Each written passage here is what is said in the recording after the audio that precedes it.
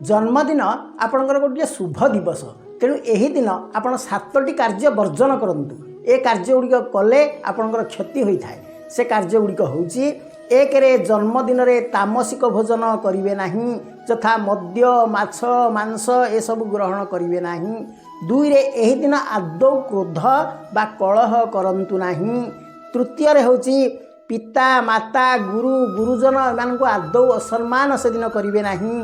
चतुर्थ रे होउची एही दिन पर निंदा बा असत्य भाषण करंतु नाही। पंचम कथा होची अधिक समय से दिन सुअंतु नाही। षष्ठ कथा होची आम संस्कृति रे आमे दीप जालिबा कथा ताकू लिभेबा कथा नुहे, तेणु जन्मदिन रे आदौ दीप लिभांतु नाही। सप्तम काम होची एही दिन खौर आदि कर्म आदौ करंतु नाही। एही काम गुड़िक न कले आपणकर जन्मदिनटी अति शुभ होता है एवं वर्ष सारा आपन को शांति संतोष एवं आनंद प्रदान करिथाए। जय जगन्नाथ।